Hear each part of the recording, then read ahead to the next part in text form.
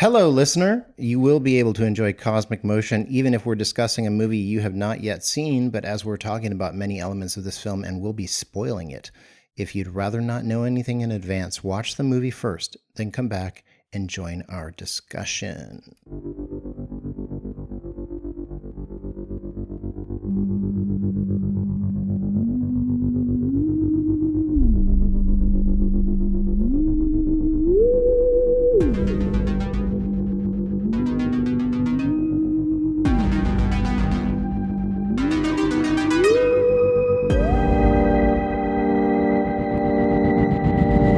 Welcome to episode 23 of Cosmic Motion, an audio program where filmmakers of all kinds discuss motion pictures, good, bad, ugly, and always interesting throughout the cinematic cosmos. We're recording this on May 11th, 2025. I'm here with prisoner of love, Colin Dixon. He's a talented multimedia editor and regularly rides the lightning for fun. And I am here with master of the top bunk, William the Boo Boudel. He is a writer, editor, actor, director, Tor Johnson, Tori spelling all the tours. Torn it up. This week our guest is Kevin Rhoades. Kevin is a genre-jumping writer, director, editor, and producer, known for turning bold ideas into unforgettable stories, blending horror, heart, and humor with his signature mix of grit, charm, and a dash of chaos. From the animated horror Crazy Train to the ghost-filled YouTube series Bump in the Night and reality hits like 90 Day Fiancé and Real Food, Kevin's work spans slasher flicks, cozy mysteries, conspiracies under the tinfoil hat, and culinary adventures, The Farm, The Hemingway Chronicles. He's contributed to everything from House Hunters to Pawn Stars. Welcome, Kevin. Thank you. Good to be here. I didn't quite know your intro was going to be so slick. I'm impressed. We, full disclosure, Colin and I both know Kevin, and Kevin and I go way back, I would say, at this point, which is really fun. Back. Which is fun. We knew each other in Chicago. Kevin, I want to talk about the beginnings. I want to go back to Baby Kevin. Baby Kevin? Okay. Baby Kevin. That could be like Thursday. Yeah. All right. Well, I hear you. But the physical Baby Kevin, who was looking at the TV, was listening to the radio, was watching the movie theater screen. Where did your passion for movies begin? Well, I got to tell you, Baby Kevin lived in Nassau, Bahamas, and it was my father, who was a film critic and a writer and then a publisher. But he gave me a 8mm camera when I was a little kid, and he did most of the work. But I did this film called Kevin versus Godzilla back then. Nice. Best work yet. Who won that one? I don't want to spoil it. Okay. You know, but okay, I'm a guy who wins. And the model was only about 10 inches tall. So, but yeah, a lot of it was that, and I've always kind of, I saw movies as a really little kid, mostly in drive-ins in the Bahamas. I saw like Enter the Dragon, I think was my first memory of a movie. And then The Good, the Bad, and the Ugly was my second one, and which probably tells you why I'm so messed up. So yeah, I've always kind of been a fan. And like everybody about my age, this thing called Star Wars showed up. And that was when I first remember saying to myself, that's what I'm going to do. Spoiler alert, I have not made Star Wars yet. Oh, right. Okay. But, Turkish Star Wars, however, that was all you. Yeah. We should cover that someday. Yeah. When you were making these films and then you decided I'm going to be a filmmaker, did you automatically gravitate toward writing, directing? Well, I was a bit of a one-man band even back then. I had the video camera with the giant top loader thing about the size of a car. Okay. And, so I was was it the camera that was connected to basically a VHS player? Yep. Okay. Yeah. And, I did a lot of, in high school, after about 4 weeks at McDonald's, I quit and took that thing on the road and was recording bands and weddings and, became an entrepreneur. My first company was Show on the Roads. And anyway, so yeah, I was kind of like that. And honestly, that's how I got into editing, because with VHS world, you couldn't really edit it with consumer products back then. Yeah. So that's kind of why I started trying to figure out how to edit, doing the selective copying, and crap like that. So it's was that using some kind? Was it the Sony double knob thing? No, that was professional. Okay, what were you? Were you going between two VCRs? I was basically going between two VCRs until I got professional training, and then I used the RM450, the Sony thing. Okay. Which was kind of an amazing tool. And you had to sort of plan out the whole edit in your head, right? Because you couldn't. It wasn't nonlinear. You had to put everything in sequence, right? And then I kind of did. I guess I never thought about it, but I guess I was planning it in my head to some degree. I mean, I had no real professional skills whatsoever at that point. You were just doing it. You were learning by doing. And it's debatable if I have any professional skills now. Well, but that's all of us. But technically, I guess I do. When you became a big one, when you grew up, you were editing for others on different things. Is that how that worked? Yeah, okay. I ended up going to college for this down in Savannah at SCAD. And I still like. Tell people what SCAD is. Oh, Savannah College of Art and Design. Yes, one of my favorite places on the planet, Savannah, Georgia. Oh, but yeah, ended up being a gypsy afterwards, going where the work was, places like Montana and West Virginia and Iowa to get jobs. Started out doing like TV stations and infomercials, and eventually ended up in New York and started doing some bigger projects that you would have heard of, and then so on. So I became an editor for the most part. I didn't really do my own stuff until I... Weren't you also producing when you were editing sometimes? Well, technically, yes. I've always kind of had to be the producer in a lot of ways, but I didn't really do my own work until I moved to Chicago in the late 90s. Met some magical people there because I quit my handcuff job, my golden handcuff job, and left and moved into another world. And that's when I started doing my own stuff. So late bloomer that way. Yeah. Same here. Okay, and so then you're editing, and I know that you've made some independent films as well. Could you tell us a little bit about some of those, what you did on them? Yeah, well, usually the independent stuff, well, it depends. If I'm hired to do it, I usually have a more specific role. I mean, a lot of times when I'm editing a lower budget film, you end up creating a lot of it in post too, which you do in high budget too. But my own stuff that I do, you're wearing a lot of hats. I mean, usually sometimes I'll have a cinematography. There's been times where I've been the one-man band on a feature and I wouldn't recommend it, but It depends. I mean, my recent one, I kind of did everything except the acting because it was all animation that I started in the pandemic when I couldn't work with actors. So it was all voiceover. Yeah, okay. Well, you're skipping all these movies, Kevin. Yeah. Tell us some of the titles of the films and what you did on them. Like you were writer, director, editor. On my films or films I've worked on? On yours. Oh, on yours. I want to let people know that they're out there. Some of these aren't out there. Maybe I did one called Devil in the Woods, kind of a Jersey Devil ripoff. That a friend of mine wrote with me named Judy Burns, and then I did one. The first one I completed as a feature was called Year of the Donkey. Okay. It was originally going to be named Donkey Punch, but someone came out with a movie there. And I sort of wrote that for a porn star friend of mine, honestly, for Melissa Wolf. But she never ended up being in it because she had some legal issues, which you can Google that. And the rest of the cast ended up being younger. So I ended up making this kind of raunchy cabin in the woods erotic horror film, which was a lot of fun that I shot in like 5 weekends. Okay. And where'd you shoot that? Upstate New York. Okay. And a friend of mine had a house, and it was a bit of everybody went up there and camped. It was a fun film. Is that out there right now? It might still be out there. It did get some release, a lot of foreign release, and it's So it might be streaming. It might be streaming somewhere. Okay. I don't really see any money from it, kind of thing. Okay. And then I had written one years ago that I did a short film, and I turned it into a feature called My New Life, which was kind of my favorite script I'd written. I mean, it's kind of a reincarnation sort of Oedipus Rex story. That's still out there, I think, on places like Tubi and things like that. Yeah. Okay. So it's an older film. I may do a reboot one day when I run out of ideas. All right. Are there any other films of yours that you want to talk about? Any other? The only one there's two, but the only one I'll really go into anything on is Crazy Train, which I just finished. It's been my epic Apocalypse Now thing. I had the script for a long time, and I couldn't raise the money for it because it all took place on a moving train. And during the pandemic, I started making short animations to stay creative.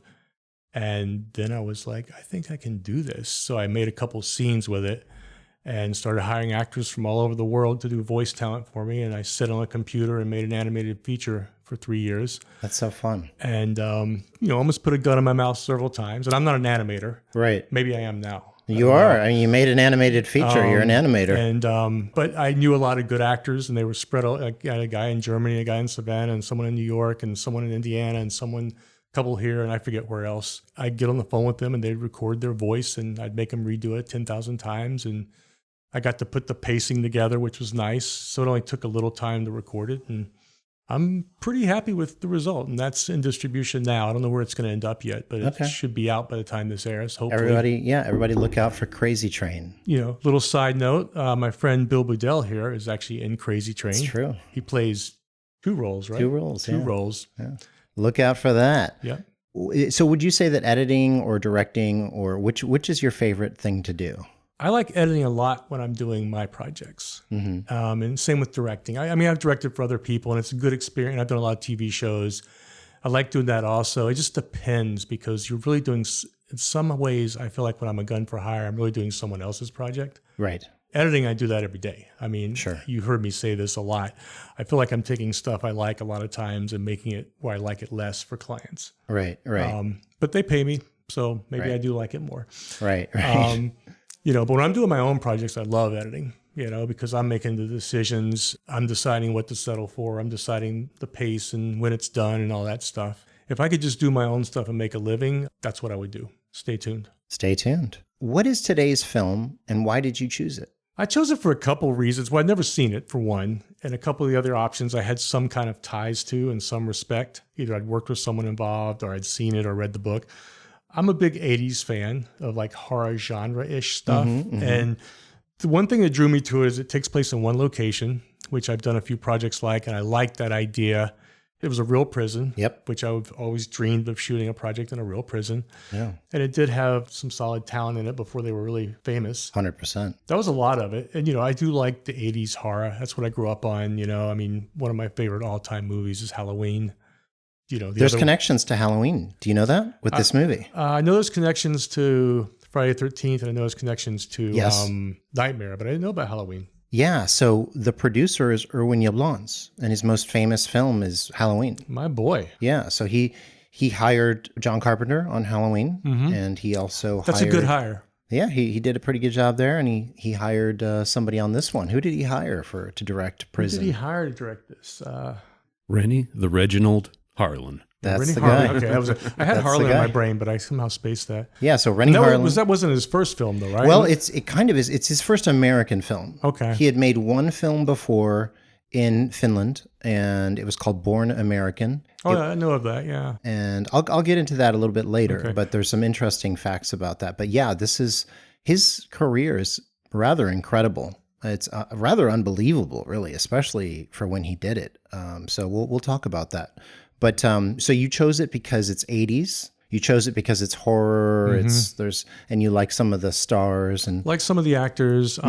There's a character named like Johnny Lasagna. I mean, Yeah, I think every movie should have a guy named Johnny Lasagna in it. That's a good name. I'm hoping for a spinoff on him. Yeah. Well, you might have to wait a while. Yeah.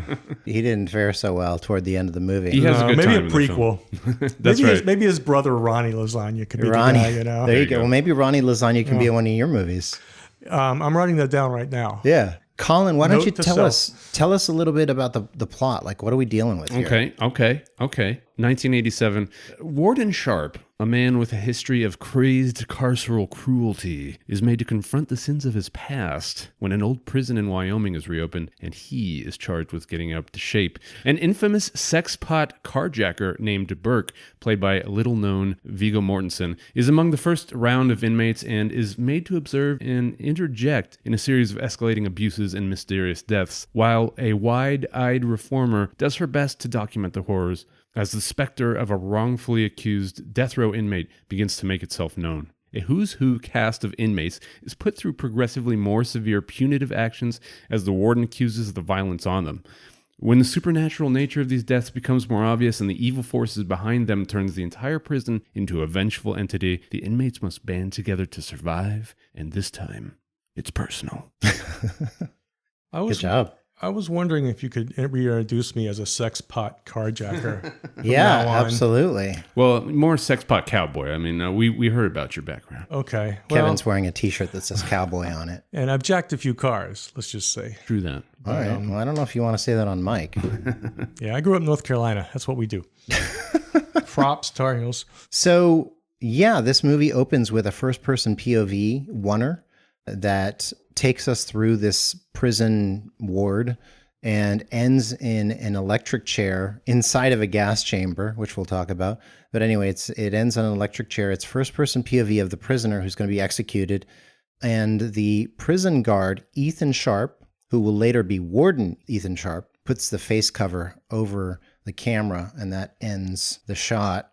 That kind of takes us into a kind of impressive beginning to a B movie. It's a nice moment. And I actually watched that again, and I found out that the prisoner with the mask is actually a guy who played a couple of the Jasons. That's right. Kane Hodder. Tell us about that. I don't know a lot about him except he was Jason, but I think I've met him once at a horror convention. Yeah. Like in an elevator. It's a little scary. He's a big deal to the Friday the 13th kids. And he also is a stunt person. He's the stunt coordinator for this film. Yeah. Okay. And apparently Baby Viggo, as we may refer to him, because he's very young in this movie. Yeah. He's the lead, Viggo Mortensen, and he did most of his stunts, and he did such a good job that Hodder made him an honorary stuntman because he was so good at doing stunts. Yeah. How about that? Yeah. Viggo has a whole James Dean thing going when you first see him in this film too. Viggo's a handsome dude. He is a stunning dude. I'm not going to lie. And he has a lot of mood, a lot of attitude, but very reserved and kind of held back, which is really cool.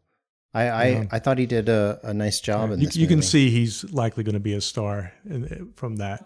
Well, Renny Harlin thought so. Yeah, I mean, it's too bad that he never got a chance to make good on that. You know, I mean, I think he did Daylight, and then that was about it for him. Yeah. It's a real shame. So prison guard Ethan Sharpe also takes this cross and this chain from the character who will become known as Charles Forsyth.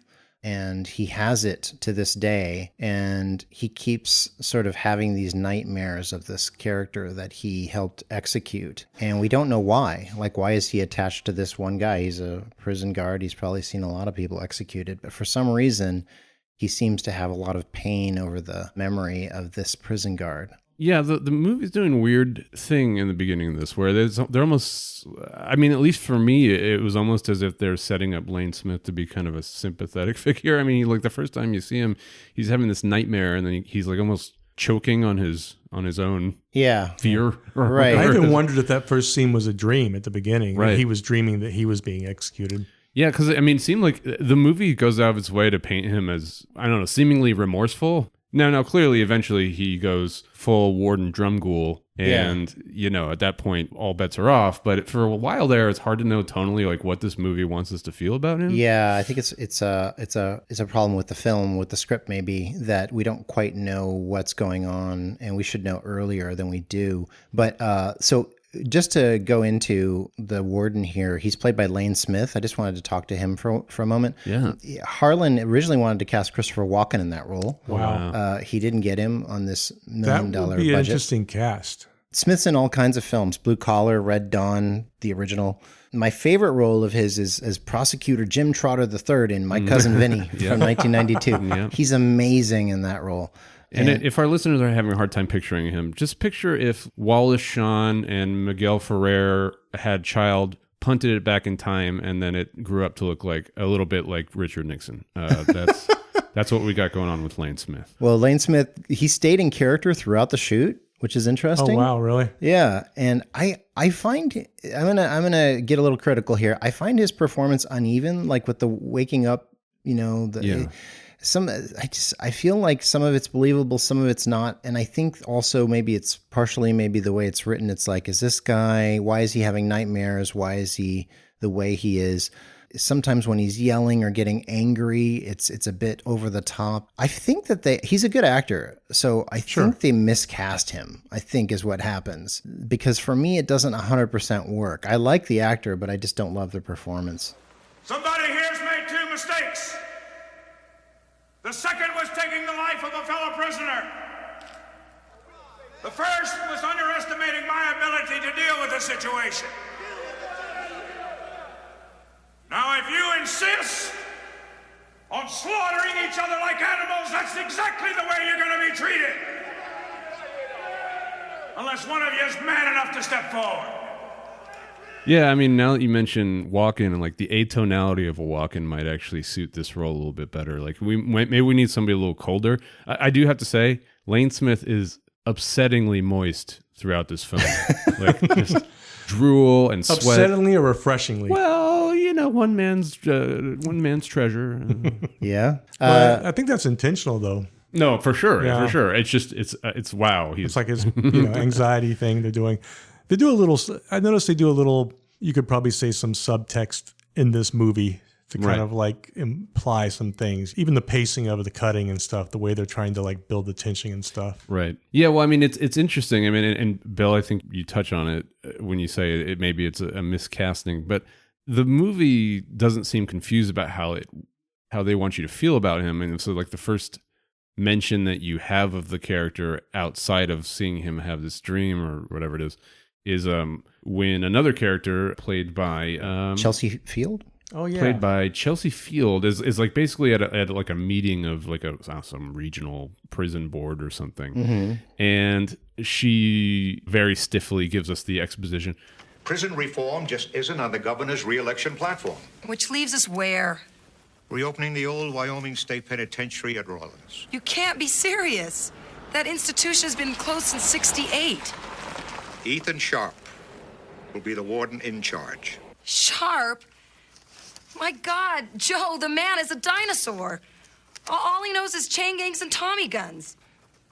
Is that your solution?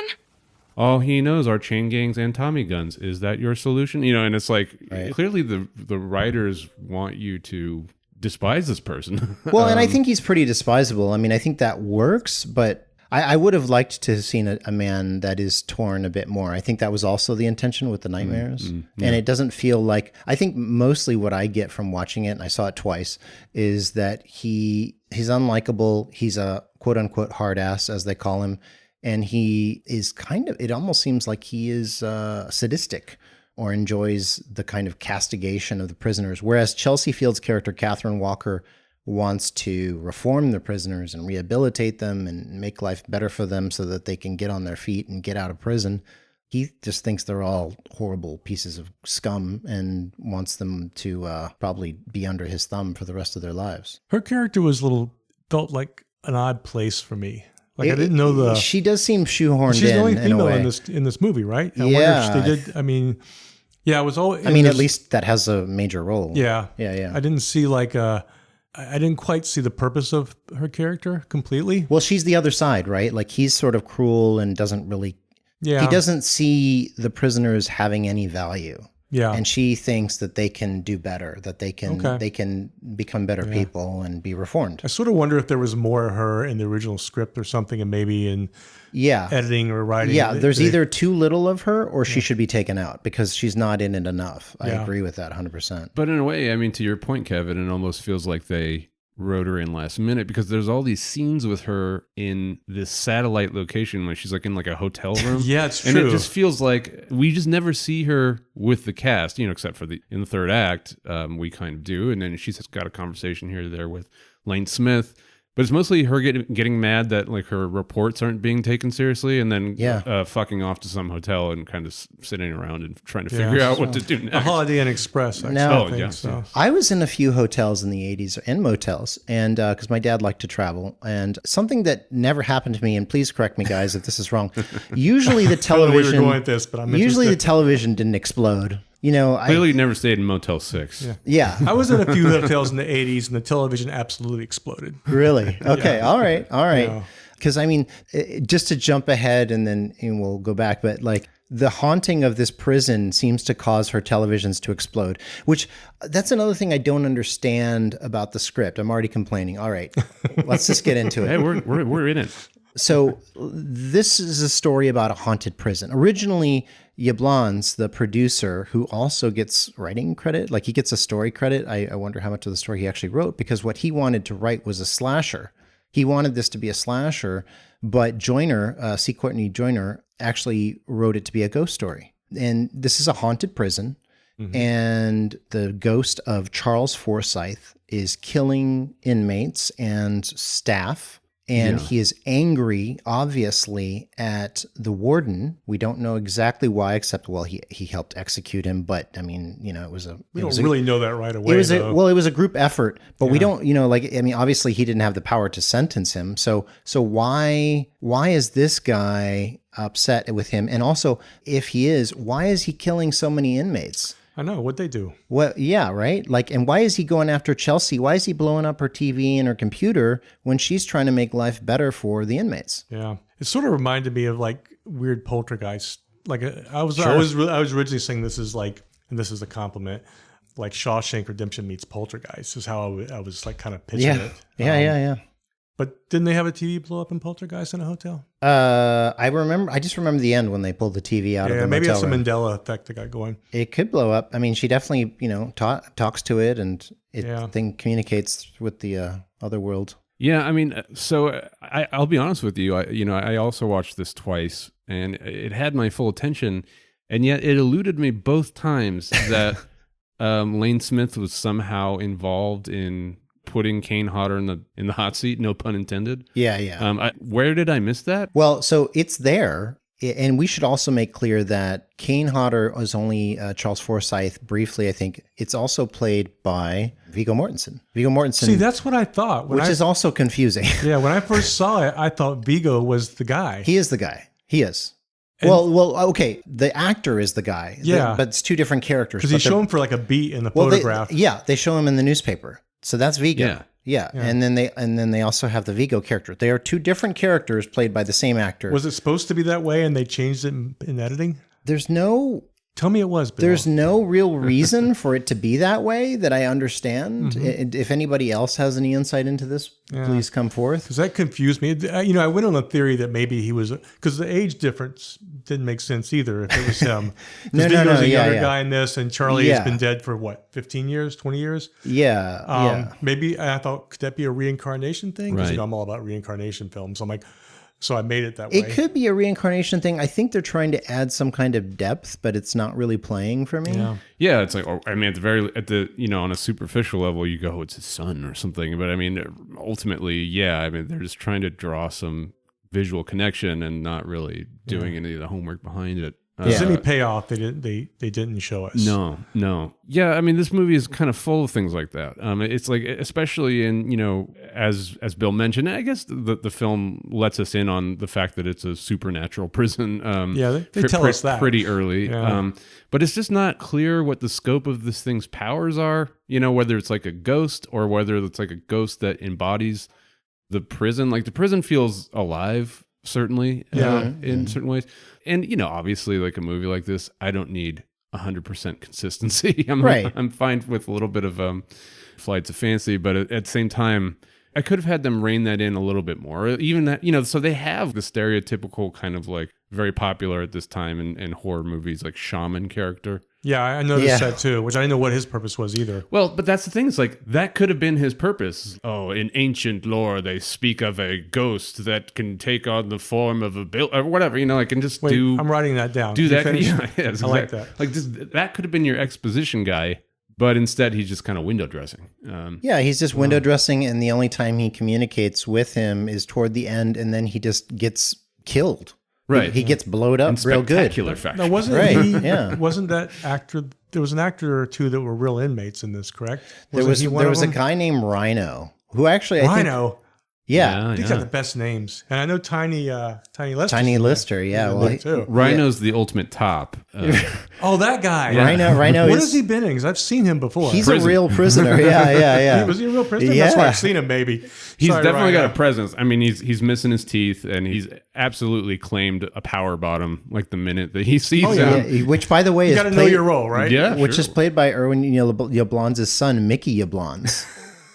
Which is funny. That had to be a weird conversation. Yeah. Listen, Mickey, you're gonna have a relationship with Rhino. Yeah, he's really good. That's Rhino, a great name. Rhino is great. He has that speech to Mickey where he's like, "You and I are gonna be friends." And what does he say? He's like, "Everything you need to know, I'm gonna teach you." Hey! Hi, kid. I'm Rhino. You and me's gonna be soulmates. Just think of me as one of your roomies in college. Only closer. And everything you gotta know, I'll teach you. It's creepy as hell.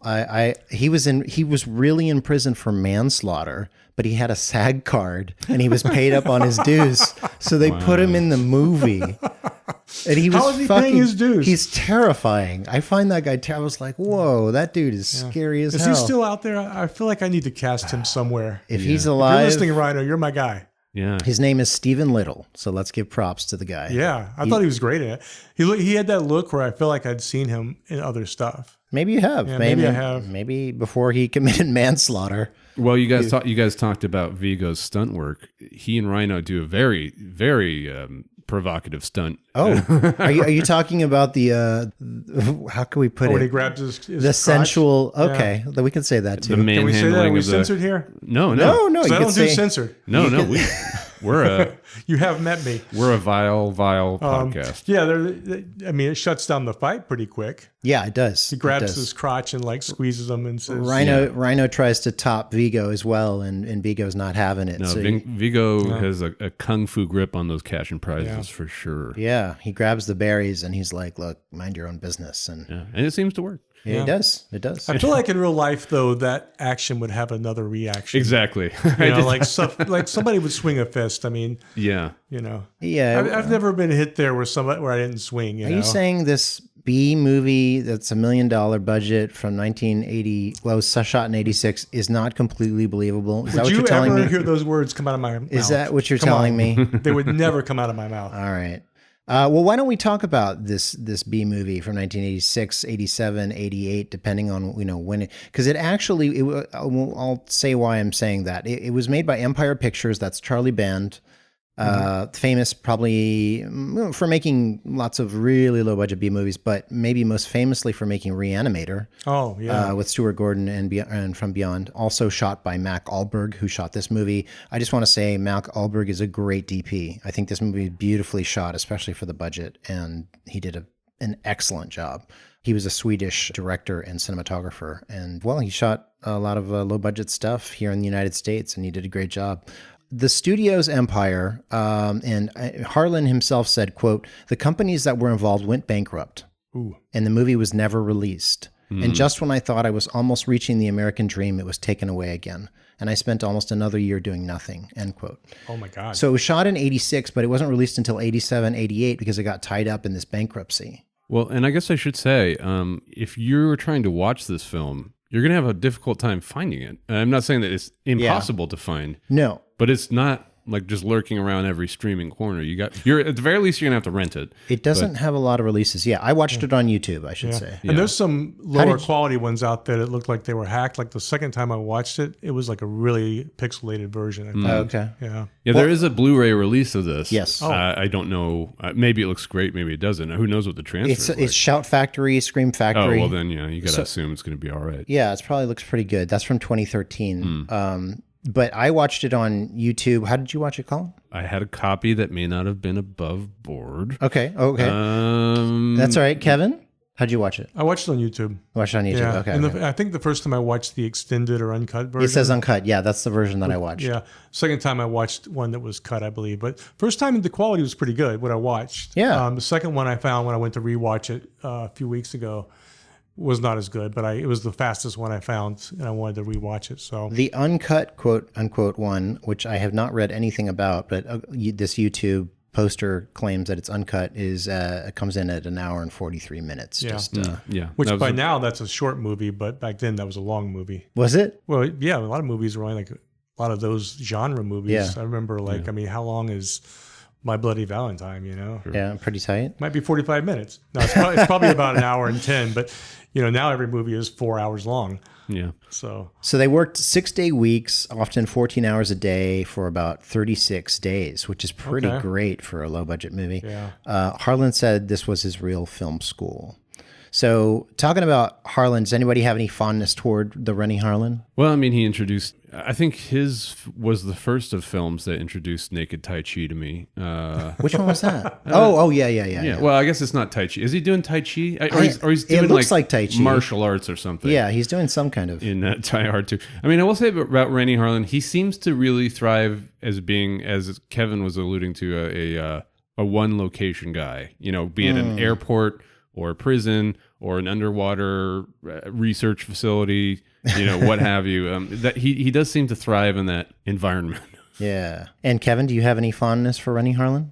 I have fondness for him, but I don't have specifics at the top of my head. I have specific fondness. I'm a big fan of Cliffhanger. Yeah, sure. Oh, And- I forgot he did Cliffhanger. I like Cliffhanger. And the Long Kiss Goodnight, 1996. I adore that movie. I In didn't fact, we're going to do that movie. Yeah, I'm all for it. I didn't realize he did that until just now. I love that movie. I'm surprised it didn't get more hype because I thought it was the one with Gina Davis. And, Yeah, Sam Jackson. And some younger Sam Jackson. Yeah. It was famously, did not live up to its. Well, remember potential. Gina had this moment where she was becoming an action star. She did like swashbuckler movie. Like some That was pirate with movie. Renny Harlin because they became an item. Oh, okay. Right. They So became remember an she item. was and she was good at this. He and Jeff Goldblum, I think, swapped Cutthroat Island. That's it. partners or something. Yeah.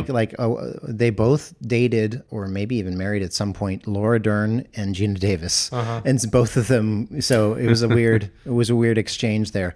But Long Kiss Goodnight was written by Shane Black. Yeah. And it was shot by Guillermo Navarro, who had just shot like Robert Rodriguez movies. He shot Jackie Brown the next year. It has a great look. It's a great film. Guys, go check it out Yeah, if you I'm haven't a seen big it. fan. It's, I it's agree a with you. it's a really fun movie, and the screenplay sold for like some record amount, or a great deal. And then as Colin was saying, I think it didn't do well upon initial release. Cliffhanger had this great opening scene. Yeah. And I saw it That in the was theater. that was a Renny Harlin idea. Yeah, because he it's- wanted to knock down Sly Stallone to size. He wanted to say, "Look, everybody thinks you're Rambo. You have to fail at the beginning, Yeah. and then we're going to make you a hero. But like you have to fail first." It's a tense moment. And Sylvester Stallone, like myself, is the only thing we have in common probably. We're both afraid of heights. Oh, I didn't know that. Okay. And, he said all the I saw behind the scenes where all the rock climbing guys were. He ended up doing a lot of his own stunts because they were like messing with him. Right. But I would have not. I have a healthy fear of heights. Yeah. So that movie, the first scene in the theater, that movie really freaked me out with that. I was watching an anecdote where Renny Harlin was talking about working with Stallone, and he said there was a point where he's climbing this wall, and Stallone was flexing. Well, every time he would move, he was like flexing this muscle and that, and he said, Sly, stop it. And he said, what? He said, just climb the walls. And he said, okay. So, so there's a movie star for you, Well, he's kind of been flexing most of his career, right? Absolutely. Yeah, I mean, he's famous for those muscles, man. For the record, I'm flexing right now. Speaking of which, there's a Rambo 2 poster in one of the cells. Yeah. Your favorite guy, Yes, what's Rambo's his name? in there. What's his name? Something Johnny Lasagna. Lasagna. Johnny Lasagna. Lasagna has a Rambo because he's Italian American, so naturally So he he has to. must love Sylvester Stallone. Which I love when he's trying to smuggle it in, like it's like he's treating it like this very precious contraband. And I was like, oh, this must be it. At the very least, it's like the Raquel Welch poster and That's what in I thought it was a Shawshank nod or to. whatever. And then it's like ends up being Stallone. But I also loved that scene. Where they're doing that kind of whatever the check-in where That is a good scene. The guard goes, oh, so sorry that this is contraband, and Johnny Lasagna goes, what isn't? And the guard goes, your asshole. Come on, man. They let me have it upstate. Here, it's contraband. Yeah, what isn't? Your asshole. Get moving. Which I was like, wow, all right. That ended the conversation. And then Viggo picks it up and walks out with it. You just clarified that line for me because I was watching it again and I was like, what does he say to him? I don't understand. Okay, that Now, makes sense. speaking of the tie-in with the Raquel Welch and Shawshank, which was done after this, if I'm correct, quite a many bit. years. Yeah. Wasn't there one where somebody tried to tunnel out of this prison too? Wasn't there some scene where someone tried to tunnel out of in this movie? Yeah. Well, so what? I've watched too many prison So movies we- lately. Well, Rabbit at the beginning. Yes, describe Rabbit for us. Rabbit he's a good character actor. I'm not really that familiar with his work, but he's played by Tom Everett, and he's this really kind of agitated, nervous energy guy with glasses. He's got a very like Kurtwood Smith in. He's the one who steals the bus, right? Yeah, He steals they're loading the prisoners off the bus at the prison, and they're finding out what fresh hell they've just encountered. And Rabbit pushes the last guard out the bus, closes the door, and starts stealing the bus with another guy on there with him. And the guy's just yelling the whole time at him.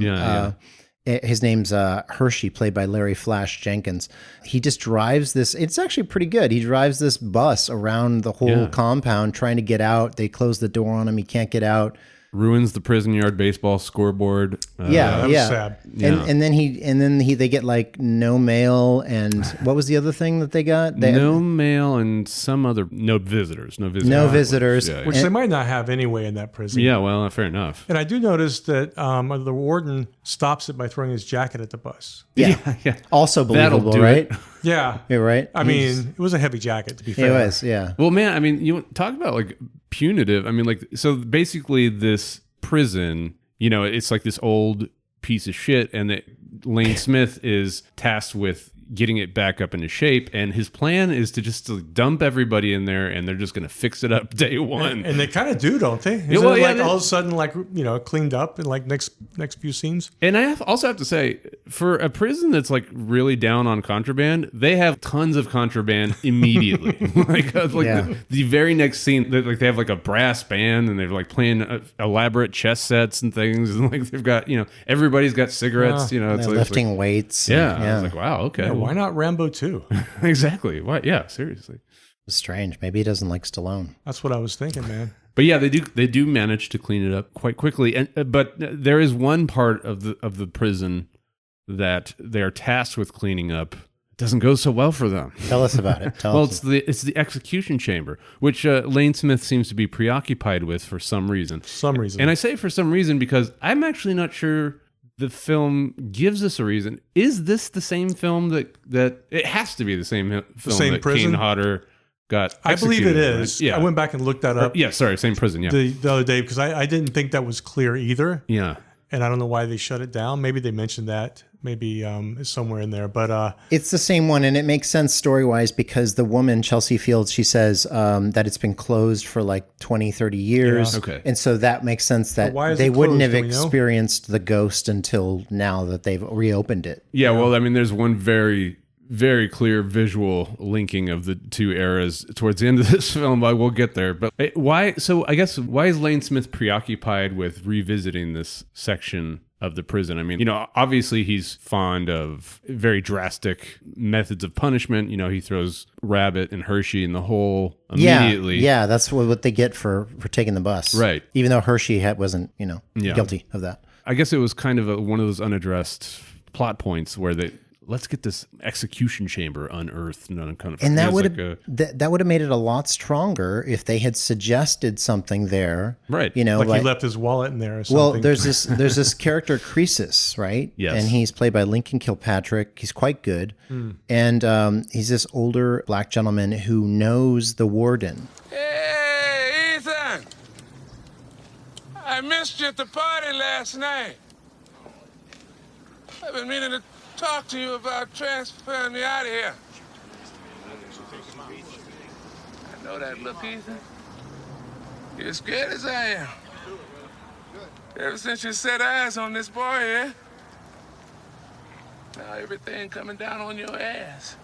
And he knows something about the warden. We don't know until almost the end. Mm-hmm. And that's one of the failings of the movie, because if they had suggested earlier that there was some connection between him, the warden, and the prisoner who was executed, Forsyth, and that the warden might have done something nefarious, now there's a sudden energy and motivation for the warden to be such a horrible person. Or at least there's some intrigue for us to be like, okay, what is going on here? But we talked about Rabbit and Hershey being in the hole, and Hershey kisses have a tendency to melt in your pocket.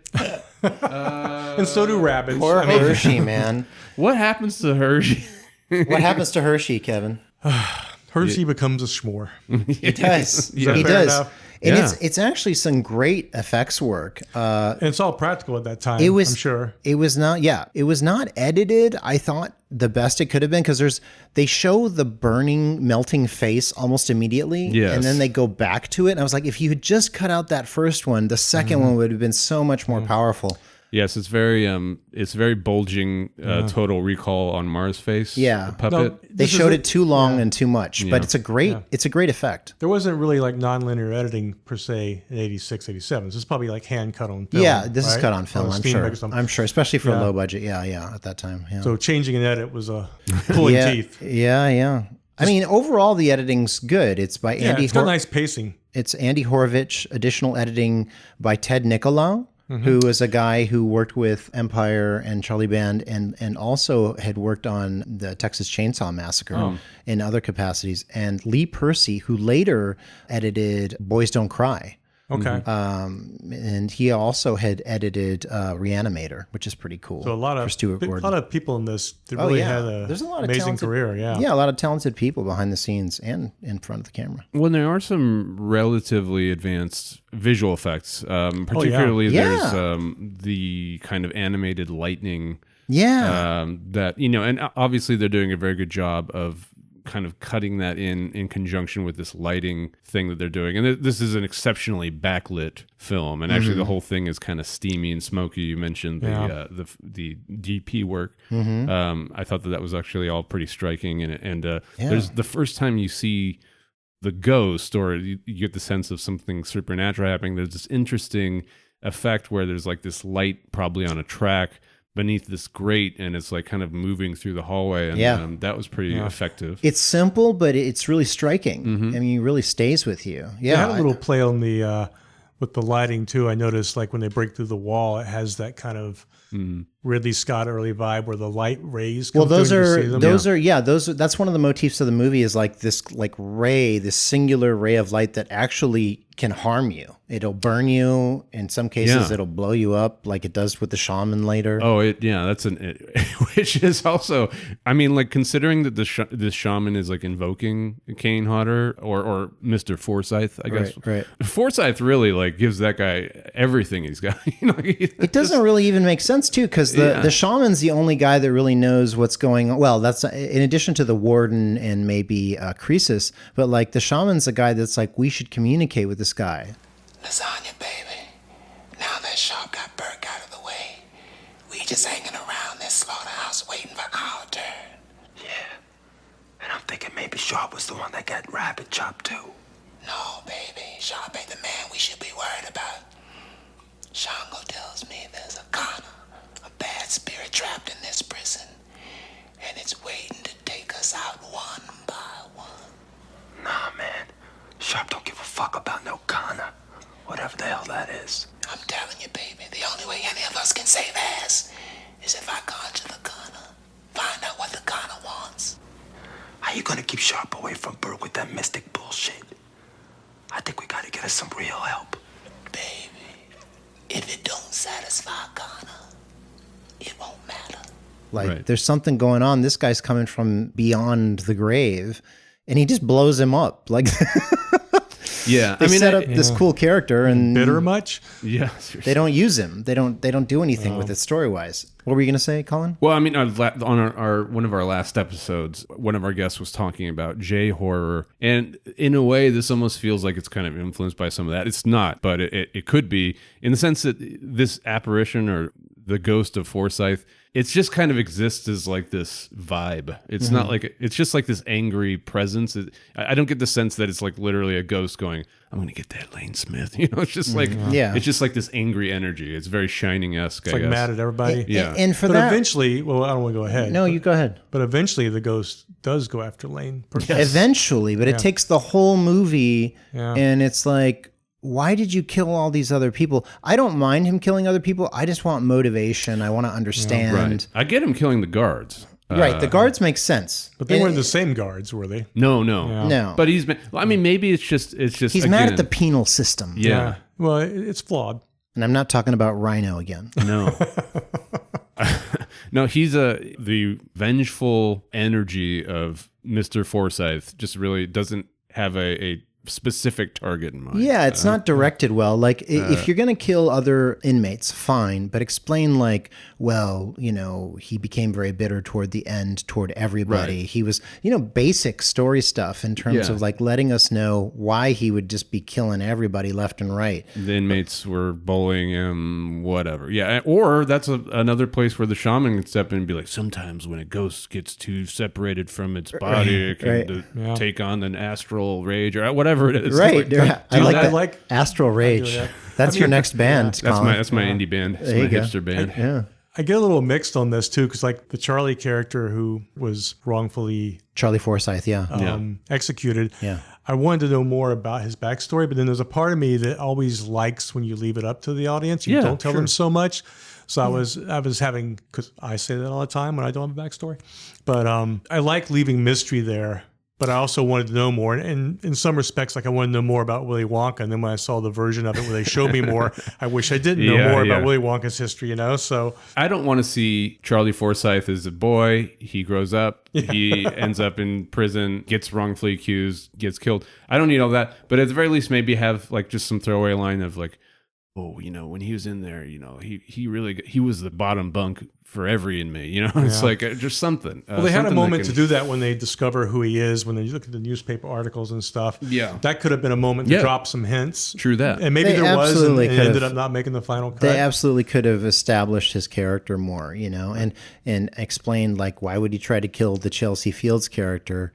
She doesn't like Warden Sharpe. And she's trying to help the prisoners have better lives. If anything, she would want to uncover this. She would want to expose Warden Sharpe for being the murderer that he is. Yeah. Instead, Forsythe blows up her car. Which, shoots it with the machine gun and blows it up. It's like, okay, I guess. But Kevin was mentioning a digging sequence, and I think so. That's why Rabbit came up. You know, Rabbit is grateful to Viggo for saving him. I forget exactly what the details of him saving him were. He goes into, remember when, so they're both in solitary, and he yes and Forsythe starts melting them both. That's right. Hershey becomes the s'more.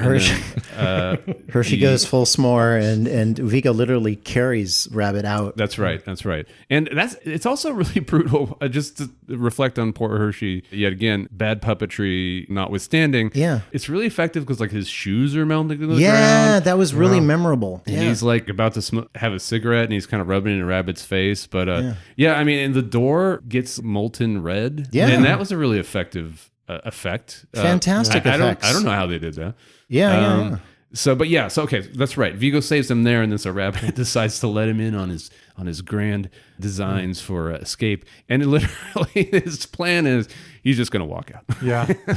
Well, also Viggo saving him kind of kills the theory that he's the other guy, that he's Charlie reincarnated, sort of, because Charlie did that to him, unless it was just he was the wrong place, wrong time. Viggo seems like he's purely protagonist. He doesn't even seem like he does that checkered of a past. I mean, I guess he's like a low-level offender, they say at some point. Well, Johnny Lasagna seems to hint that he's legendary somehow. So maybe he's a legendary street legendary car thief. What is it they call him? Sexpot Sexpot car jacker. What did it call? He's an infamous sexpot carjacker. Yeah, so infamous could be legendary. Sure. Because of street cred. Yeah. But you're right. He is a do-gooder when he's in there. He does save everybody, or as many people as he can. Yeah, he's nothing but virtuous while he's there. So it's interesting that they would give you that visual connection to him and Forsythe at all. I feel like there's something that's just above us. I mean, they made this movie, we didn't, so they know more than we do. Well, and as you said, it's an hour 43 in the 80s. Maybe something's on the cutting room floor. Yeah, hard to say. But can we talk about Rabbit's escape? It's interesting because this movie does a lot of things well, but then there's some good ideas that are marred by bad execution. And even though I love how the film reveals what happened to Rabbit to us, the actual execution is a little clunky. You didn't like the Rabbit death scene? Okay, so I'll describe it. Rabbit is crawling through this kind of a passageway, I guess, crawl space.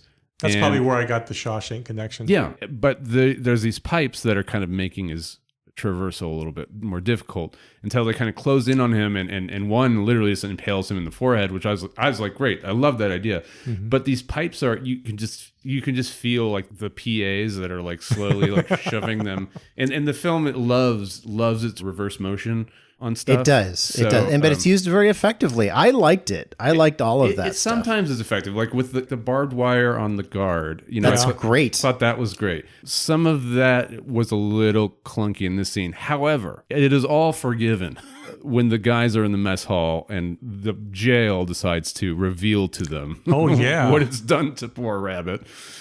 What happens there, Kevin? Yeah, what does happen? That's when they're having lunch, right, or dinner, and the roof caves in, and they reveal, because he's up in the pipes. They don't know where he is, right? They can't find him, and blood starts dripping down into their food. Yeah, which, can happen occasionally. And then it collapses on him and reveals he's all mangled. And and that visual I loved. Like, I thought that was fantastic. And that probably was a big scary moment in the 80s in the theater when you're I watching thought it was great. That was Tiny probably a Lister jump out of your says- seat moment. Tiny Lister says, damn. Yeah.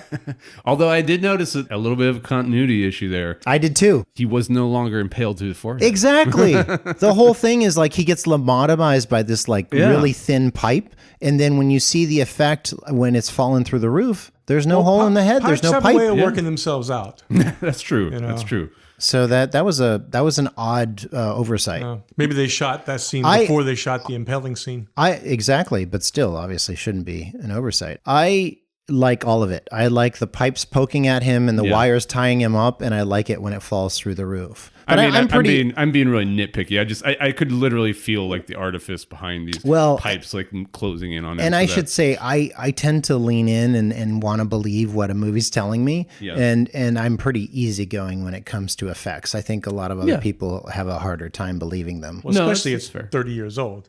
Yeah, I don't know. And sometimes these practical effects age pretty well. Some of them this is a low budget movie. Yeah. Keep that in mind, guys. This is not a big movie. I want to make it clear. I think that they were very creative with their use of these things. I just that moment in particular just was a little bit.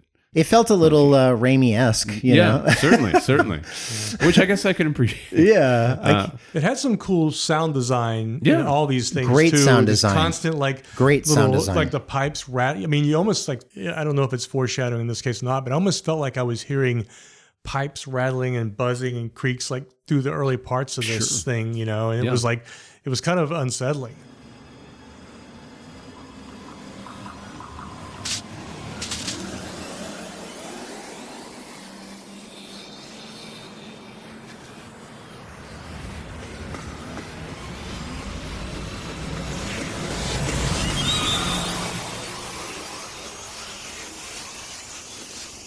Shout out to Richard Portman, the re-recording mixer, and Mark Edel, also the re-recording mixer, and their team. I thought the sound mixing and effects and design were fantastic. Once again, that was pre-Pro Tools days, so these cats were working it. They were not like they were working hard to make that work. No, they were fulling skill. some moans and electricity and flames and all sorts of fun. So let's talk a bit about the effects. I guess it was a company, and I just want to get this right, Eaton Enterprises, that did some of the special effects and special makeup effects. Okay. There was a guy named John Buechler who was the supervisor for the special makeup effects. And I honestly, it's interesting. A lot of the kills, I don't like to use that word in that way because it's just so generic, but remind me of like a Nightmare on Elm Street type movie, which is ironic because Renny Harlin, because of this movie, goes on to direct Nightmare on Elm Street 4. I can see that. And I wanted to give you, I don't want to go too far, but I did find out there was ironically, a little ode to Nightmare on Elm Street in this movie, even though he had not done it yet. Yeah. Apparently, in one of the offices, there is a Freddy Krueger glove hanging in with the background. The blades? Oh, nice. Yeah. And I was like, wait, but he did Nightmare after. Maybe he had already been in talks with her. Maybe he was a fan of it, you know? He apparently pitched them a number of times and they kept kicking him out. It would have been New Line Cinema. That's the house that Freddie built. Okay. And they kept kicking him out. And finally, I think with Prison edited, they were able to convince him to give him a try. And I don't know, much of the imagery feels like it comes from a Nightmare movie. It has like fiery furnaces and shafts of light and the high pressure steam. That's all very Freddy to me. So Nightmare 4, which one was that? Was that the Dream Warriors one? Or that one's the Dream Master, 1990. Yeah, no, I've never seen it actually. Yeah, I was a big fan of particularly the original Nightmare. That was one of my favorite movies at the time. But as we know, sequels will dilute stuff eventually. And Brian Helgeland, who later would go on to write L.A. Confidential, is one of the screenwriters on that, by the way. Oh, and the Nightmare? On Nightmare 4, yeah. Okay, wow. Yeah. Well, you mentioned, though, the character effect work, and there's really just one moment where that really comes to the fore, and that's when Kane Hodder is finally revealed to us at the end of the film. Yeah, I think it's spectacular. You're talking about the electric chair? Yeah, when it shoots up through the ground, and then you see the electricity between he and the warden starts shaking, and then literally the car just explodes. I was like, this is $1 million movie. That looks cool. It did. That looks great. And $1 million didn't go as far. Yeah, because they're shooting on film and they're developing and everything. So a lot of that's going to that. And then they, so explosions cost real money. And they're then. renting the whole Wyoming State Penitentiary that had just closed. Sure. Well, they probably had the crew and catering in there too. Yeah. Oh yeah, of course. Yeah. Oh, you mean living there? Yes. maybe. Like me in another movie I worked on. I don't think so. I don't think they were living there. I think I would have heard about that, but I kind of wish they were. We're just gonna imagine they were. Yeah. Well, I mean, to your point, Bill, this film really revels in pushing people through walls, or or through the ground, or dropping them through the ceiling, or like pushing them up through the ground. Yeah, all of that stuff it does very well. Maybe it's just because they're over cranking in those shots, and that can always like add something to a shot, but. It's all really effective. Particularly, we kind of mentioned the racist dickhead Wallace principal from Bill and Ted's. Yes, his name's Hal Landon Jr. And yes, he plays Wallace. Yes, and he's got a very you will recognize him right away and go, where the hell, but he gets his comeuppance in spectacular fashion. Yeah. He literally goes on because I think it's the first time he does it. He goes on this like racist rant and just horrible behavior. And he was always a jerk, but he never, that side doesn't come out until right before they kill him, like spectacularly. Right. He goes to get some coffee in this like machine room. Sure. It's like a machine shop or something. I don't know where you do your pour over. A shed or something. What happens to him, Colin? Is that the barbed wire one? Yeah, that's the barbed wire kill. Thanks for spoiling it, Kevin. Is that the one I don't know about? Yeah. Gee. No, it's a very Hellraiser-esque sequence. Maybe I'm just too literally wrapping barbed wire in with Hellraiser, and it is utilizing that reverse motion effect that I was alluding to that I didn't quite like so much in the crawl space, but I think it's great here. It looks amazing, and they really do. Kudos to Hal Landon Jr. because he really does let them like put him in a very compromising position with what looks like real barbed wire. I'm sure it's not. It's phone wire. Yeah. But it's very. I mean, they literally get that thing tied up on his face and get it tied up on his face, and he has to act backwards. Yeah. So when you're watching him like screaming with his mouth open and everything, he's doing that backwards. Yeah. That's so great. I think this is the shot I was talking about with Freddy's glove. Kevin's showing us. Okay. Yeah. Let me put that by the mics. Is that in the machine shop when he's having coffee? Machine shop. That's what. Yeah. Okay. Yeah. Disclaimer: I went to ChatGPT and asked it to show me that. So it might not be accurate. Oh, wow. Show it to Colin. We found a use for it. Let me show it to the microphone so I can see. There we go. There you go. Can everybody hear that? Oh, that's very cool. So maybe he had already started pitching. That's what I was wondering if he was already talking with them, and he might have been talking with them. Or maybe this was part of his like, look, guys, I'm putting your movie in my movie anyway. Yeah, maybe it was just a simple ode to that film, and then one of the producers on Nightmare. I've done nods to famous films I like that I'm, that I care about in my little crappy movies. I'll put something in there. Yeah, you never know. They'll probably sue me and have me take it out. Sorry, guys. These days, yes. Yeah. I mean, I love Easter eggs, so I'll take it. I'll take them where you get them. But yeah, I mean, after Hal Landon is brutalized, then the prison, for good measure, gives him an appointment with the warden. Yeah, and slams him up through the ground. One of the famous, the surface exploding moments that you're talking about happens. Yeah, and apparently that was a Renny Harlin idea. Yeah, to have him come up through the floor and into the warden's office, and the way the warden reacts is great, but also somehow I don't know if it's the editing, like that also didn't come off right to me. Like, yeah, I mean, I think that we are beating around the bush on just this kind of the tonal mess that is the warden. Yeah, I mean, we kind of touched on it. Yeah, but it's just really impossible at all times to glean what the warden is thinking, feeling, motivated by. Yeah, he seems to not have a lot of fear. Yeah, well, he seems not to. In some cases, initially he does, but then like he just gets increasingly more cartoonishly evil. Man. He wakes up with the nightmare. That's one of the first things we see. But later he seems to be like pretty. Well, he's acting. That's how fearful people are, Kevin. Yeah, he seems. It's a front. They act tough, of course. He seems to find his evil groove, though. To your point, Kevin. I mean, he does progressively become more of a villain. And maybe he's tolerance built. Yeah, he's seen a lot of stuff. This guy. I think when he realizes that it's that Charles Forsyth is after him for sure, like he's not sure, and then he is sure. Then it's like, I guess when supernatural things start, because at first he's like, who killed, Hal Landon Jr.? And he punishes the whole population by having them go outside. I think they have to burn their mattresses. They take all these, that's another thing. They take my junior high teacher would do that. They take all these weapons from them. It's like, where did these guys, they've only been there for 2 weeks. They all have 5-foot shanks, and I'm just like, whoa, look at all this stuff that they have. But these guys are compensate a Rambo poster. These guys are creative. I think they should be given an award for all of their ingenuity. And then they burn their beds, so they have to sleep in their cells without any mattresses. And then they have to stand there in the cold overnight in their skivvy. And it's just like, what is happening?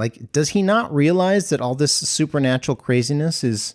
Well, supernatural doesn't happen every day. That's true. Yeah. So it's probably a new thing, It's just a matter of cause and effect. So that's another thing. You were talking about tonal mess. I think the movie's a tonal mess in some ways, or a story mess, because it's like some things, it has great ideas, but they don't quite all connect, or they're not firing in a way to where the engine is running smoothly. Things are misfiring. And I feel like even just, the three of us have already, in the course of recording this, have already brainstormed 5 or 6 different ways that they could have just made, with very little additional need for filming.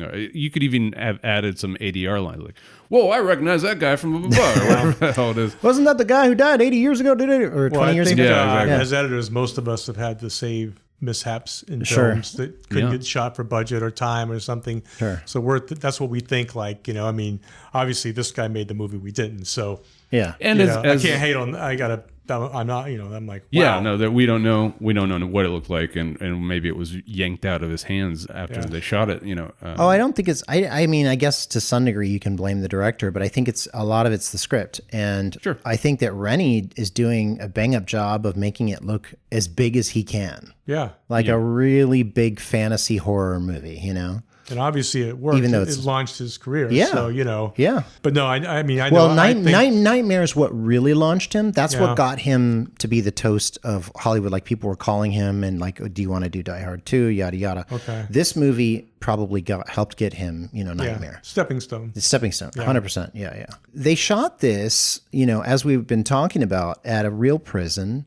And it's interesting to hear Viggo talk about it. It's shot at the former 80-year-old Wyoming State Penitentiary, which closed in 1981. The movie was shot in 86, so it's just 5 years later. And Viggo, in an interview, he talked a little bit about being in Rawlins, Wyoming, where they shot this. He said, quote, "It was fun to shoot in Rawlins, Wyoming. I got married during the shoot, traveling to Fort Robinson, Nebraska to do so. The ceremony, witnessed by 3 good friends, took place on the very spot where Crazy Horse was betrayed and murdered. Oh, wow. We had a good time working in the old Wyoming State Penitentiary, which had been closed for about 6 years.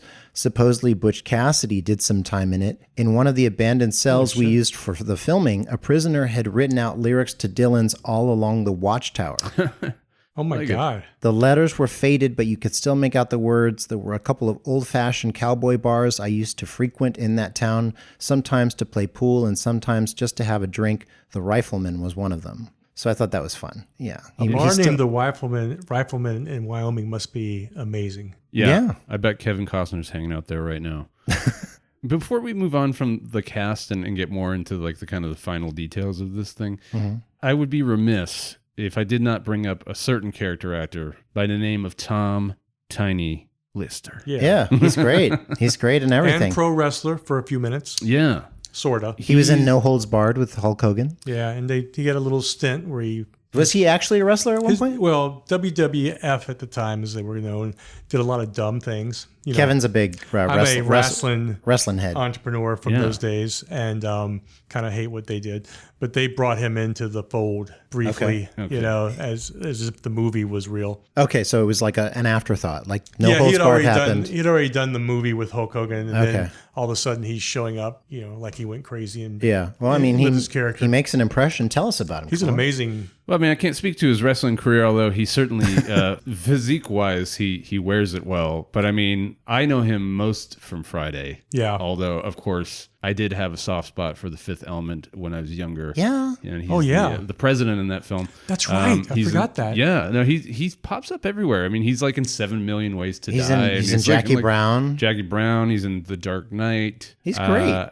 he's got this famously dead eye, but it's always served him. He's always and they utilize him as a menace in 90% of the stuff he is, but he's always kind of like a menace with a heart of gold. Yeah. and his death scene is epic. It is. So, well, we should talk about that. You know, towards the end of the film, like the prison has declared war on the inmates, and they decide they need to band together. And they sort of do. At a certain point, they even try to extend an olive branch to the guards. Yeah. And how does that end up for Tiny? There's a guard holding a shotgun on him. Yeah, who's obviously terrified. He's terrified because it's like 50, inmates versus him. Yeah, not to mention they're around, all the supernatural shit is happening around them too. Yeah. So it's all kinds Everybody's a little flummoxed. Yeah, everybody's tweaked. Yeah. And they try to make a deal with him, like just give me. Now I always wondered when I watched that, are they making a deal? Because as soon as the guy shoots Tiny, which doesn't seem to faze him at the moment. No, it seems seems to spurn him on. All you need to do is when you get shot with a shotgun in the stomach at point blank range, you just need to hit your chest a few times and yell real loud. I did not know that. And then you're okay. And then, at least for like 30 seconds. All right. At least next time I'm shot in the stomach. Yeah. Yeah. That's right. Yeah, and then Tiny grabs the gun from him. I think he shoots him back and blows him up. No, he picks him up and he throws him on the ground, and that guy's out. He's done. He lifts him over his head, and I thought he was going to like break him on his knee. He didn't even do that. He kind of just drops him. He just he kind of slams him. Yeah, I don't know why I thought he shot him, but I was wondering was that really making an olive branch, or was he? We don't know. Was it just a setup? It's part of the mystery of the story. Good question, but it's a bummer because we're never going to have we'll never know. Ensuing adventures of Johnny Lasagna and Tiny Lister. I know. I would watch that movie. I would watch the hell out of it. But they had a backstory we don't know about. Maybe there is a lot of history to them that we could have in a prequel. I mean, we know that they enjoy arm wrestling, so there's that. Yeah. What was Tiny's character's name? Good question. He's actually known as Tiny. Yeah. Is he really? There you go. Yeah. Okay. There you go. Anyway, I just wanted to mention him. He pops up everywhere. You're gonna know. Yeah. If you don't already know. That was the first thing I noticed watching the film the first time was him. I was like, Yeah. He's like a warm blanket. I was watching it, and one of my roommates, he loves The Fifth Element. I said, "Look, there's the president." Which also I didn't realize that Tiny had left us until recently. Well, 2020. I didn't know that either. Yeah, I guess it was a COVID. He didn't die of COVID, but it's one of those COVID like buried news things where it's like everyone's like, I've got bigger things to worry about. But what did he die of? Do you know? Because he wasn't that old, was he? Don't know. I wouldn't be surprised if it wasn't cardiovascular. A man that size. Guys that are really big like that sometimes leave early. Yep. R.I.P. Tiny. R.I.P. man. So we talked a little bit about the writing. Again, story by Erwin Yablans, written by C. Courtney Joyner, who I know a little bit. Lovely guy. Nice. According to IMDb, Renny Harlin made some contributions. Yeah. It's interesting to go back to the writing and the directing. There are some strong moments of writing that I think are weakened by the directing. There are some weak moments of the writing strengthened by the directing. And, as I've said, I think Warden Sharpe and Croesus being afraid of Forsyth isn't established strongly enough or early enough. Mm-hmm. And Warden Ethan Sharpe killing an inmate and blaming it on Charles Forsyth should have been revealed earlier. Right. And if Forsyth didn't kill anyone, and we don't know if he was he a car thief like our Viggo, or was he a murderer? What was he? Would he be killing inmates then as a ghost, or even prison staff left and right? Who knows? I wonder if we freeze frame the newspaper article on a high res and we can read what his if there's a little hint in there. Yeah, maybe written by the art department. They know. They do know. They probably knew as much as the director did. Yeah. So what did you guys think about other aspects of the film? Is there anything we haven't talked about that you guys want to talk about in terms of the filmmaking? I guess I would just shout out to that special effects work one more time. Aside from just there's these energy animations, or there's also like this kind of like a smoke that they're animating over certain sections. Oh, okay. I think that they're doing well there, and that final reveal of Kane Hodder of Charlie Forsyth is pretty effective. It's fantastic. And as you suggested, Bill, they're absolutely stretching that budget. Yeah. And I always admire film that can do that. There's a lot of things about this that don't particularly work for me, but I think that all of these elements that we're describing make it a worthwhile watch for sure. I want to talk a little bit about Chelsea Field just briefly. She played Catherine Walker, so she's the kind of compassionate, we want to give prisoners their rights too. They're human beings. Sure. And she played Tila, daughter of Man-at-Arms, in the canon classic Masters of the Universe, 1987. Wow. Which my boy was the additional cinematographer for that. Oh, really? Michael Hosteen. Oh, cool. That's a unique film because canon took a mythology and kind of made it their own. They did all kinds of little weird things with it. Yeah. Maybe that would be a fun one to talk about too. She played Bruce Willis's wife in The Last Boy Scout. That's right. Which is a fun Tony Scott movie. I like The Last Boy Scout a lot. Oh, yeah. Actually. Yeah. She even shows up in Commando. As the flight attendant, That's right. She's the one who's, talking to Arnold and he says, "Don't bother my friend. He's dead tired." He's dead tired. Yeah. Wow. Fantastic. Commando, I definitely want to do. I know it's a kind of a bigger movie, but it's also... Commando's I haven't seen it in a long time. That was a so fun movie. Fun. It was timing too. And it's kind of a miracle that it's as good as it is. It's really a fun movie. And Let off some steam, Bennett. It came together really well. And that vibe of action and over-the-topness mixed with a kind of tongue-in-cheek humor, Sure. I would like to see more of that. Yeah, that was a nice window of time. I mean, Schwarzenegger was perfect for that stuff. He was. I had to let him go, things like that, Yeah. They tried to reproduce it to deleterious effect. Yeah. Unfortunately. They've never quite gotten back there.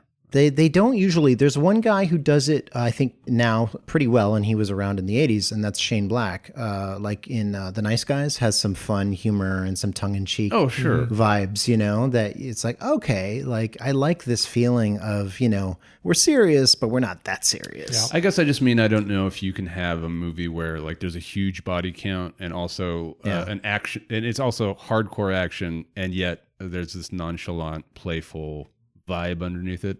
I feel like those days are gone, but I hope I'm wrong. I just don't see like a Jason Momoa figuring out how to reproduce that, or a studio system that's like willing to. Yeah. Like, I go feel like there. The Rock's your best shot. I think it's a cultural thing. I think it's just I think you're right. I don't mind movies that are completely serious. That's fine, but like I'm just saying, like every now and then it would be nice to have one that also didn't take itself so seriously. Yeah. What do you guys think of the music? I thought it was quite good for one of these low budget scores. Charles Band, his brother worked on this. I think it's Richard. And then another guy also worked on it, Christopher L. Stone. And I'm guessing that he's contributing a lot to the quality. The sound effect like bits are really highly effective. And some of the melodies in this reminded me of the Alien score.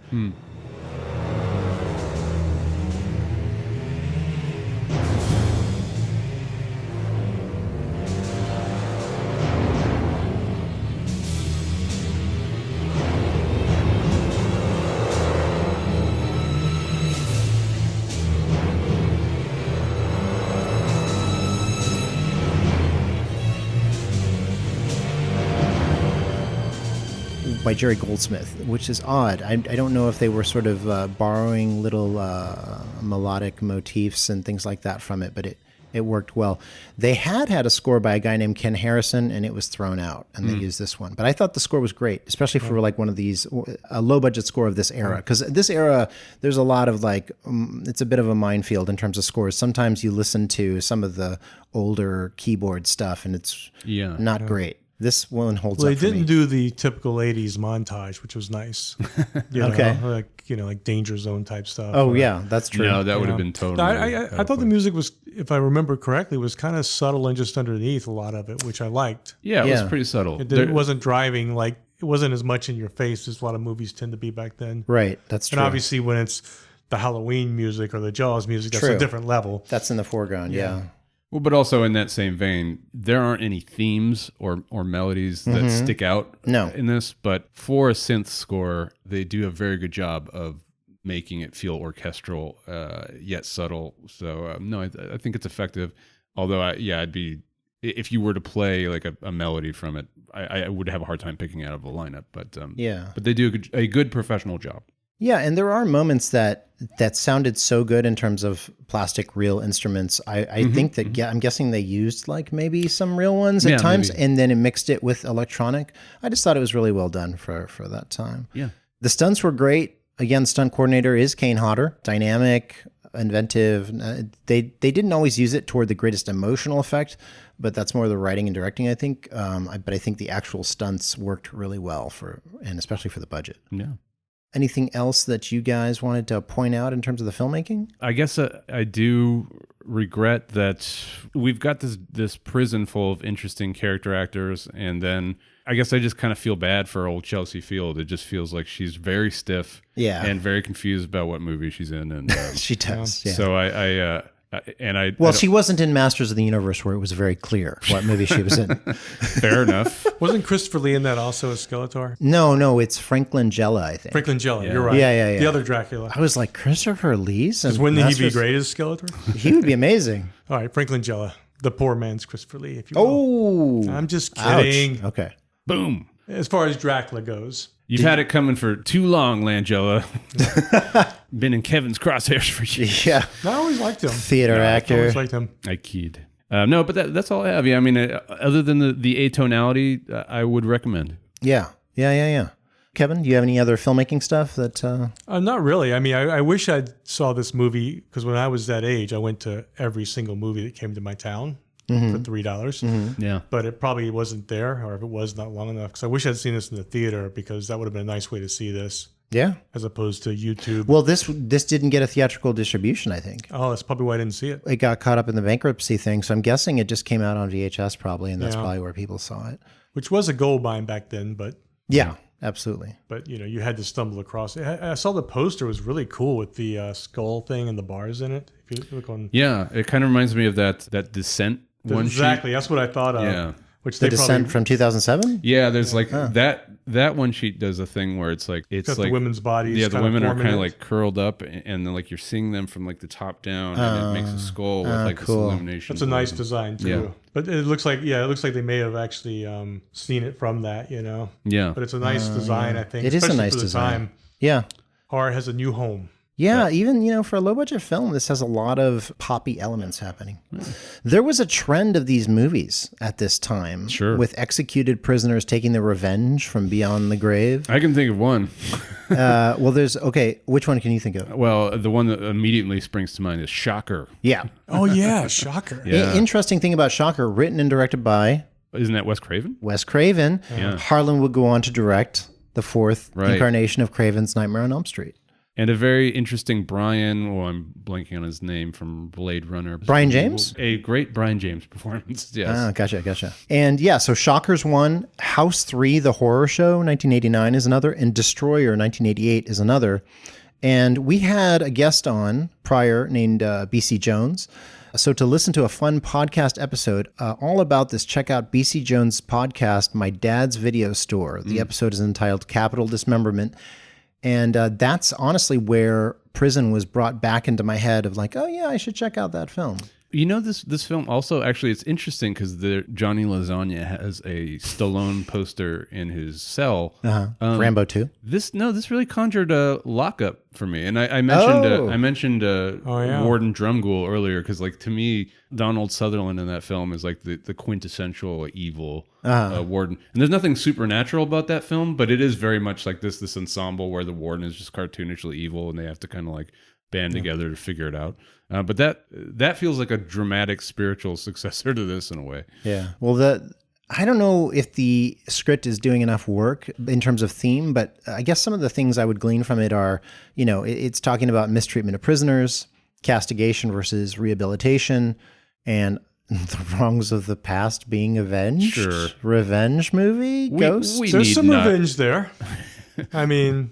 Just felt, there's some missed opportunities here. I almost wondered if there was like this purgatory thing with the prison too, like it was like a purgatory in there, as I was watching it the second time. Yeah, they are in purgatory. That's a good point. And only Viggo and the prison reform character seem to survive, right? Yeah, well, it's interesting because do-gooders. One thought that popped in my brain while the early proceedings of this film are unfolding is, this is crazy. They wouldn't be able to get away with this. Like, they can't treat prisoners this way. And then I thought about then I thought about the country we live in for like 5 minutes. I was like, oh well, yeah, actually, this is probably more realistic than I think it is. Oh, so, yeah. No, there's a lot of horrible prison treatment in our history. Of course.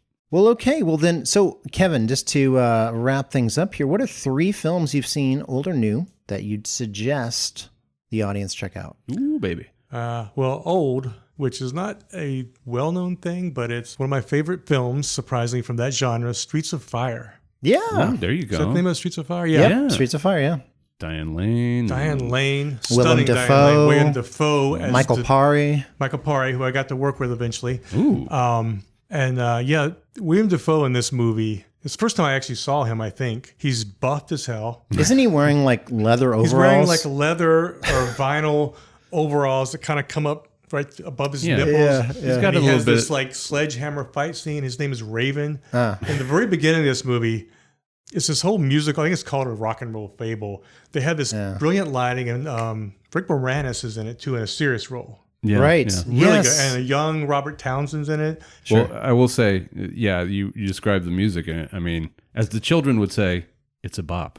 It is a bop. For sure. And they had this whole montage in the beginning where Diane Lane comes into her hometown and she's the star and she's singing, and you see Raven, William Dafoe's character, his guys in the background with the silhouette of his hair, which kind of looks like the Dracula hair from Bram Stoker's Dracula. Bram Stoker's in there. And then they steal her. I won't tell you too much. And Michael Paré is the stereotypical badass guy, comes back to town to do the one mission.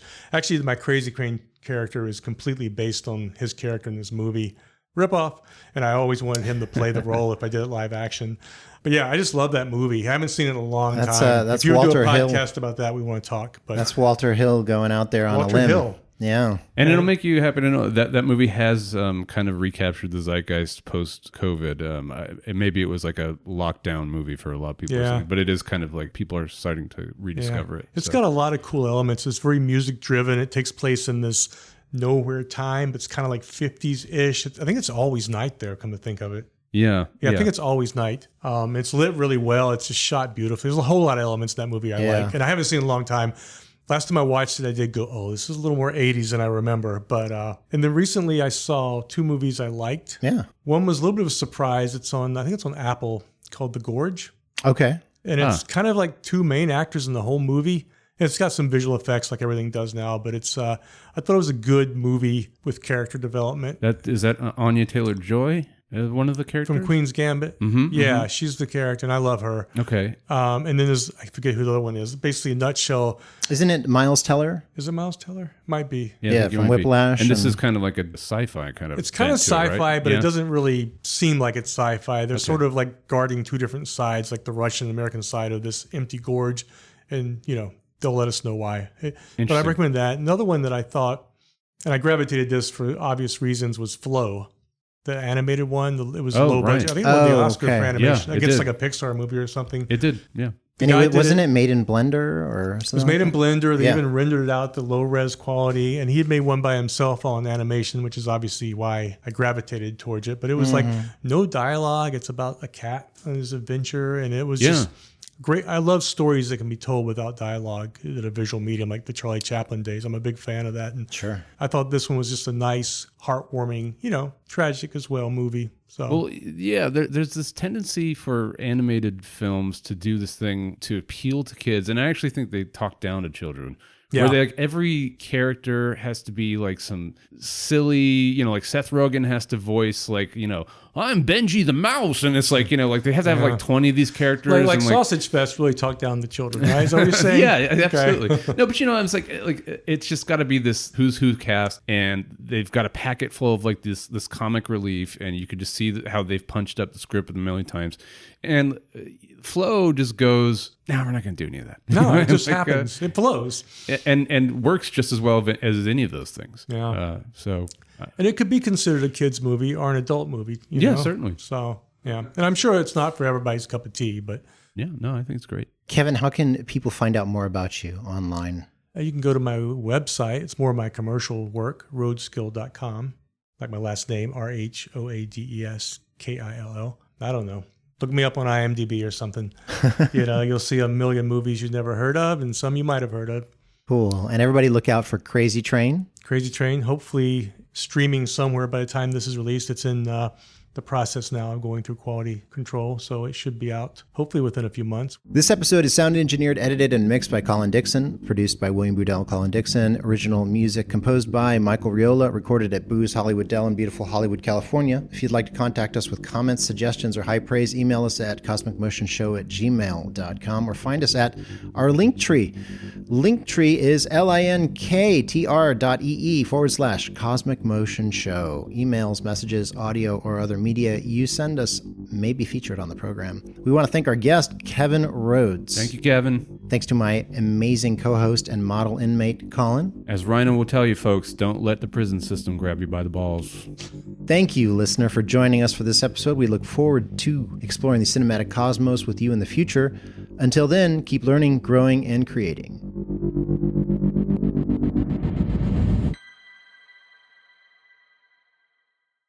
Here's what some people are saying about the Projection Booth podcast.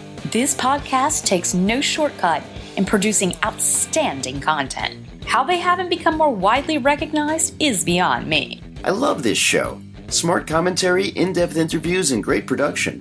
It's obvious how serious these guys take their podcast and bring that next level of professionalism that anyone would be hard-pressed to match. The Projection Booth podcast, with new episodes available every week at projectionboothpodcast.com.